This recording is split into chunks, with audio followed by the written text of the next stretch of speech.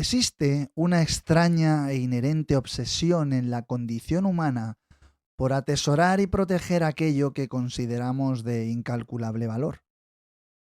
Levantamos fortalezas de acero y de hormigón armado para custodiar lingotes de oro, construimos museos climatizados con tecnología militar para preservar lienzos pintados hace siglos, y ciframos nuestros datos más confidenciales en servidores ocultos bajo montañas. Sin embargo, si mañana el cielo se oscureciera por una catástrofe global, si el clima enloqueciera definitivamente o si la insensatez de la guerra arrasara nuestros campos fértiles, ni el oro brillante ni los cuadros renacentistas podrían alimentar a un solo niño. El verdadero tesoro de la humanidad, el patrimonio más crítico, irreemplazable y frágil que poseemos, no brilla en la oscuridad ni cotiza en las bolsas de valores. Son pequeños, discretos, aparentemente inertes granos de vida, el resultado exacto de millones de años de ciega evolución biológica y de 10.000 años de paciente y laborosa domesticación humana. Para proteger este tesoro definitivo, hemos construido la caja fuerte más extrema y también más inaccesible de la historia, una instalación diseñada para resistir el mismísimo apocalipsis. Y hoy hablaremos de ella, hablaremos de la bóveda del fin del mundo, el arca de las semillas. De la placa base al nido en la rama, buscamos la huella, la luz y el motor. Iñaki nos cuenta, la ciencia nos llama, uniendo el silicio con todo el color. Es el píxel del bosque, el bit natural, donde el cable se enreda en el matorral. Ceros y unos en el manantial, tecnología y vida en un mismo canal. El otro día por la tarde, mientras la luz del sol se desvanecía sobre las copas de los árboles, me encontraba inmerso en una profunda reflexión sobre la vulnerabilidad. Estaba observando la pantalla de mi ordenador, estaba aprendiendo a programar y a hacer aplicaciones con la con la ayuda de una inteligencia artificial que me estaba ayudando a aprender cómo se programa en determinados lenguajes de programación, aplicaciones para móviles. Y con bastante precisión, esta inteligencia me asiste de forma infatigable, ¿no? Opera de manera completamente autónoma para algunas partes, con una precisión milimétrica, ¿no? Y estaba sincronizando, indexando y cifrando volúmenes de documentos y algunos datos de la fundación donde yo trabajo. Y bueno, siempre intentando mantener este estricto protocolo y ver ese torrente de terabytes fluyendo, o de megabytes, tampoco la aplicación es tan grande, ¿no? Fluyendo silenciosamente la pantalla me hizo pensar en el concepto también del respaldo. Yo soy bastante estricto y bastante fanático de respaldar o de copiar en servidores o en NAS toda la información. De hecho, yo hago habitualmente copias de seguridad de mis datos para evitar ese fallo eléctrico y que borre nuestro trabajo, ¿no? Pero, ¿qué ocurre cuando el disco duro que empieza a fallar catastróficamente, en lugar de ser un disco duro de un servidor, de una pequeña fundación, es el disco duro de nuestro propio planeta, el disco duro de la Tierra? ¿Dónde guardamos la copia de seguridad de esa red trófica que nos mantiene vivos? Para encontrar la respuesta a esa angustiosa pregunta, debemos viajar mentalmente al extremo más septentrional y también más hostil del globo. Debemos cruzar el traicionero mar de Barents y adentrarnos en el remoto archipiélago noruego de Svalbard, a poco más de 1.000 kilómetros del mismísimo polo norte geográfico. Allí, en la isla de Spitsbergen, No hay árboles. El suelo es de roca desnuda y el silencio del invierno polar, que dura meses sumido en la oscuridad absoluta, es abrumador. En la ladera de la montaña Plataberget, espero haber dicho bien este nombre, esculpida por el viento helado, emerge una estructura arquitectónica de hormigón que parece la proa de un submarino de ciencia ficción emergiendo de las entrañas de la Tierra. Su techo, adornado con una instalación de arte lumínico que brilla como un faro espectral que tiene tonos turquesa y esmeralda en la noche ártica, es la única señal humana a kilómetros. Hemos llegado a lo que se llama, o a lo que conocemos como la bóveda global de semillas de Svalbard. Cruzar sus pesadas puertas de acero presurizadas es abandonar el mundo de los vivos para adentrarse en la cámara acorazada de la vida latente. Un inmenso y aséptico túnel iluminado con luces de neón desciende perforando la dura roca de arenisca durante más de 130 metros de profundidad, penetrando directamente en el corazón del permafrost, que es esa capa de hielo subterráneo y eterno que jamás se derrite. La geología y la ingeniería se dan la mano en este lugar con un único propósito: el frío absoluto. En las inmensas salas abovedadas que se abren al final del túnel, la temperatura se mantiene artificialmente y de forma constante a exactamente menos 18 grados centígrados. A esa profundidad, e incluso si todos los sistemas de refrigeración fallaran por completo debido a una hecatombe mundial, la temperatura natural del permafrost mantendría la instalación a varios grados bajo cero, garantizando al menos la viabilidad del material durante décadas o incluso siglos. Y lo que descansa en los kilómetros de estanterías metálicas de estas asépticas salas es asombroso. Cientos de miles de cajas negras herméticamente selladas, enviadas desde todos los rincones del planeta, desde las instituciones más ricas hasta los bancos de germoplasma de los países en vías de desarrollo.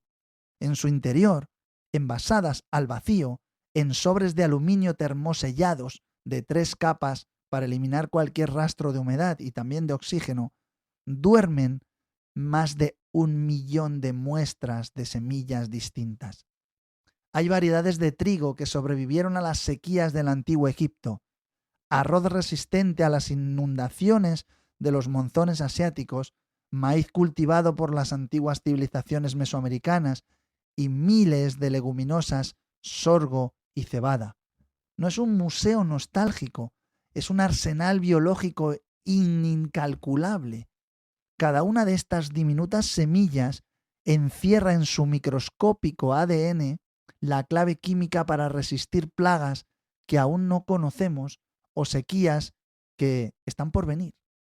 Son la artillería pesada que nuestra especie va a necesitar o necesitará para adaptar la agricultura al violento y rápido cambio climático que ya está alterando las reglas del juego. Pero la épica de este almacén genético no reside únicamente en su arquitectura blindada a prueba de misiles nucleares o de impactos de asteroide, sino en la desgarradora y también la heroica historia humana de quienes arriesgan todo para llenar estas cajas. A menudo subestimamos el inmenso valor de una simple semilla. Para entender su magnitud, debemos recordar uno de los episodios más heroicos y trágicos de la historia de la ciencia, protagonizado por los botánicos del Instituto Vavilov durante el terrible asedio de Leningrado en la Segunda Guerra Mundial. Aislados por el ejército nazi durante casi 900 días de invierno infernal, la ciudad moría de inanición en las calles heladas. Dentro del instituto se albergaba la mayor colección de semillas comestibles del mundo en aquel momento. Toneladas de arroz, de patatas, de maíz y de trigo. Los científicos encargados de custodiar aquel tesoro biológico tomaron una decisión de una epicidad moral que pone los pelos de punta. Rodeados de comida, asediados por el hambre que consumía lentamente sus cuerpos, decidieron no comerse ni un solo gramo de la colección. Hicieron barricadas en las puertas, soportaron el frío glacial sin leña y uno tras uno, 9 de aquellos brillantes investigadores murieron de hambre en sus propios despachos, flanqueados por sacos de grano comestible. Eligieron la muerte por inanición para garantizar que los cultivos rusos pudieran renacer tras la guerra y alimentar a las futuras generaciones con esa misma devoción inquebrantable y ese fuego sagrado que impregna cada caja almacenada hoy en las heladas entrañas de Svalbard. Y no debemos pensar en Svalbard como un simple mausoleo estático que espera pasivamente el fin de los tiempos. El sistema ya ha sido puesto a prueba por el fuego real del mundo moderno y ha funcionado con una precisión conmovedora. En el año 2015, mientras la brutal guerra civil desolaba Siria, la milenaria ciudad de Alepo se convirtió en un infierno de escombros y de fuego de artillería. Allí se encontraba el Icarda, que es un banco de semillas crucial a nivel mundial, especializado en la variantes de cultivos adaptados a las condiciones más extremas y áridas del creciente fértil, ¿no? La cuna misma de la agricultura humana. Ante el avance de la destrucción, los valientes científicos sirios tuvieron que huir para salvar sus vidas, dejando atrás, pues, esos inestimables laboratorios. Parecía que milenios de evolución agrícola adaptada a la sequía se perderían para siempre bajo las bombas. Sin embargo, años antes, los investigadores habían tenido la precaución, el inmenso acierto también, de enviar copias de seguridad de sus semillas a la bóveda noruega. Fue entonces cuando la comunidad internacional contuvo la respiración y se produjo el primer y emotivo retiro oficial de semillas de Svalbard. Las cajas negras enviadas desde Alepo fueron extraídas del hielo, descongeladas cuidadosamente y enviadas a centros seguros en Marruecos y en el Líbano. Allí aquellas semillas árabes que habían dormido a menos 18 grados en el Ártico fueron plantadas, germinaron bajo el sol, crecieron y produjeron miles de nuevas semillas. La colección fue completamente restaurada, salvada de la guerra gracias a una copia de seguridad perfecta, y de esos nuevos cultivos se volvieron a empaquetar semillas frescas en sobres de aluminio y se enviaron de vuelta al archipiélago noruego, cerrando el ciclo más hermoso y triunfal de la conservación biológica contemporánea. Es para mí la demostración empírica de que incluso en nuestros momentos más destructivos y también más oscuros, como especie, claro, la cooperación científica y la previsión pueden levantar un muro infranqueable contra la aniquilación. Todo este complejo, majestuoso y titánico esfuerzo global descansa sobre una de las maravillas biológicas más sutiles y elegantes del planeta, el fenómeno de la diapausa en las semillas, ¿no? Una semilla no es un objeto inerte, es un ser vivo altamente comprimido. La evolución la ha dotado de la capacidad de deshidratarse casi por completo, expulsando el agua de sus células y ralentizando su metabolismo celular a un ritmo casi indetectable. Se sume como en un sueño profundísimo, encapsulando el embrión vegetal junto con un pequeño paquete de nutrientes bajo una cubierta protectora a la espera de un momento futuro en el que la temperatura, el agua y la luz del sol le indiquen que el exterior es seguro. Cuando los científicos de Svalbard reducen el nivel de humedad en los sobres y bajan la temperatura a niveles glaciales, simplemente están utilizando el frío extremo para detener el reloj biológico de la semilla. Están congelando el tiempo. En esas estanterías del Ártico hay variedades de garbanzos, de judías, que podrían despertar sin problema dentro de 2000 años. Es el viaje en el tiempo más real, más tangible y, por otro lado, más esperanzador que la humanidad ha logrado dominar. Así que, bueno, llegamos así al final de nuestro viaje al interior de la gran fortaleza del permafrost. Yo creo que es un lugar donde el hielo y el ingenio humano se abrazan para salvaguardar el mayor tesoro genético de la Tierra.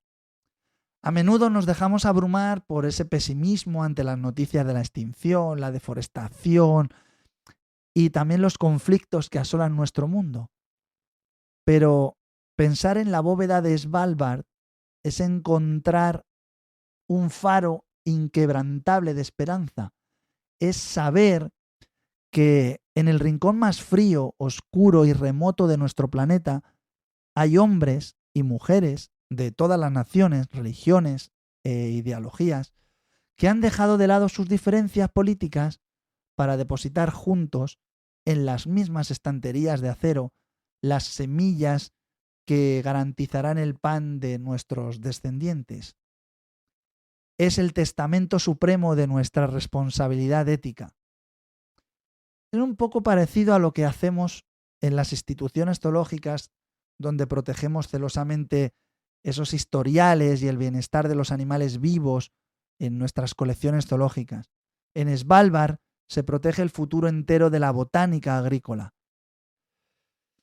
Por mi parte, quiero agradeceros inmensamente que hayáis prestado vuestra imaginación, vuestro tiempo, que hayáis cerrado los ojos y que me hayáis escuchado para acompañarme en esta gélida pero esperanzadora travesía.